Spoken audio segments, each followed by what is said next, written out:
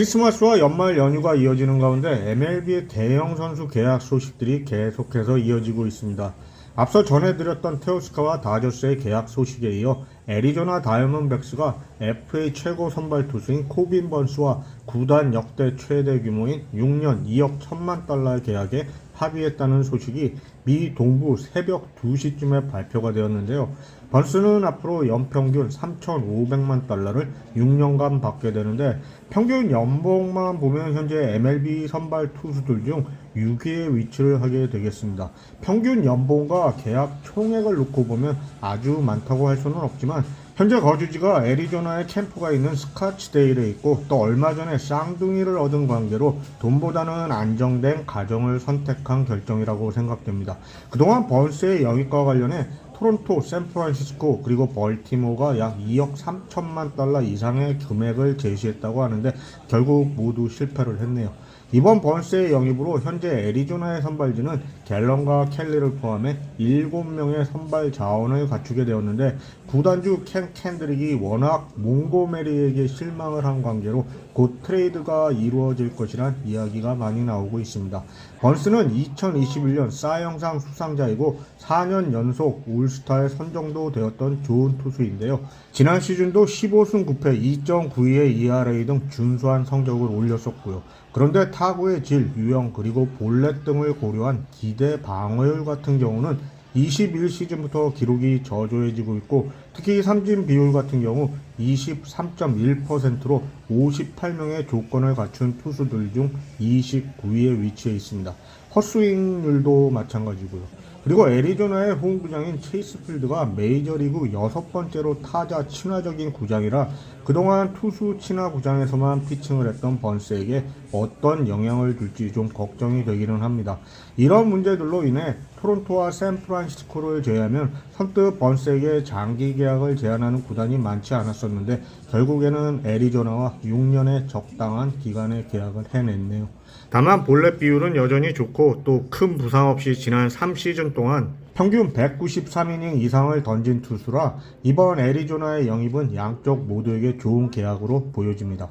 애리조나는 번스와의 계약 이후에도 사치세와 관련해 아직 2,400만 달러의 여유 자금이 남아있는데요. 지난번 조시 네일러 트레이드 때도 말씀드렸듯이 만약 애리조나가 장타력이 있는 산탄데어 같은 선수를 영입할 수 있다면 다저스가 마냥 마음을 놓을 수만은 없을 것이라고 여겨집니다.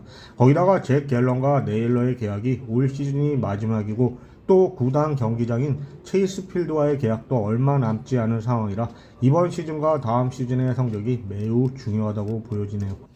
다음은 좀 늦었지만 어제 오전에 나왔던 소식도 전해드리고 마치겠습니다.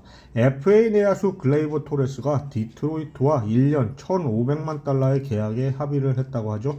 토레스의 경우는 지난 시즌 대부분 타석에서의 기록이 저조했기 때문에 일단 디트로이트에서 FA 제수를 선택 아닌 선택을 한 것 같은데 개인적으로는 성장 가능성이 큰 팀과의 계약을 통해 멋지게 재기에 성공을 했으면 좋겠습니다.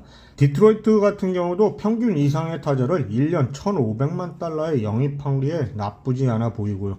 그리고 토레스가 3루수를 보기 싫어하기 때문에 FA 3루수 알렉스 브래그먼의 자리가 아직은 열려 있을 것으로 보여집니다. 물론 브래그먼이 연봉 총액을 낮춘다는 가정하에서지만요. 문제는 보라스가 또 브래그먼과 알론소의 계약에 장애가 되는 것 같아서 제대로 계약이 이루어질지에 대해서는 좀 의문이 들기는 합니다만 현재 메이저급 내야수 FA 시장에 남은 선수로는 알렉스 브래그먼과 피트 알론소 정도가 있고 그 다음으로는 한국의 김하성 선수 정도라고 보이는데요. 먼저 브래그먼의 경우는 휴스턴이 6년 약 1억 5,600만 달러의 계약을 제시한 것을 거절하고 2억 달러 이상을 원하는 것으로 알려지고 있는데 휴스턴은 바로 FA 1루수 크리스찬 워커를 영입하면서 야멸차게 브래그먼과의 결별을 해버립니다. 이제 남은 문제는 브래그먼이 원하는 금액을 감당할 수 있는 팀들이 많지 않다는 것인데요. 그동안 브래그먼의 영입과 관련해 이야기가 많이 나오던 팀들을 보면 보스턴, 양키스, 매츠, 토론토, 컵스, 디트로이트 정도였는데 양키스는 다른 것보다 퀄리파잉 오퍼 때문에 절대 영입을 하지 않을 것이고 컵스도 곧 31살이 되는 브래그먼과 장기 계약을 하지 않을 것이고요. 그러면 남은 팀이 보스턴, 토론토 그리고 디트로이트 정도일 텐데 디트로이트 같은 경우는 2억 달러를 감당할 수가 없습니다. 이제 겨우 카브레라와의 장기 계약을 끝내는데 또 31살에 에이징에 들어가는 선수와 대형 장기 계약을 하기에는 부담이 있으니까요. 아마 4, 5년 그리고 약 1억 달러 안팎이라면 가능할 텐데 아직은 보라스가 브래그먼에게 그런 계약에 합의를 해주지는 않을 것 같습니다. 그럼 이제 남은 팀들이 매츠, 보스턴 그리고 토론토인데요. 보스턴과 토론토를 믿을 수 없는 게 돈을 안 쓰면서 쓸 것 같이 쇼만 하고 있기 때문에 시간 낭비만 하는 게 아닐까 싶습니다. 지난 시즌 벨린저에 대해서 토론토가 영입을 할 것 같이 이야기가 나오다가 나가리가 되었던 거 기억들 하시죠? 그리고 남는 팀은 매츠인데 평균 연봉이 높을 수는 있겠지만 3년 이상은 힘들어 보여서요. 매츠는 코엔 형님이나 형수님이 원하느냐 안 하느냐에 따라서 크게 달라서요. 결국 보라스가 또 한 명의 FA 선수의 계약을 망치는 게 아닌가 싶습니다. 그런 선수로 또 알론소가 있는데요. 알려진 바로는 지난해 매츠가 7년 1억 5,800만 달러를 알론소에게 제시를 했지만 거절했다고 합니다. 당시 알론소가 본인을 너무 과대평가를 한 게 아닌가 싶은데 하필 게레로가 토론토와 재계약에 실패를 하면서 FA 재수를 하게 돼도 문제고 안 해도 문제가 될 것 같습니다.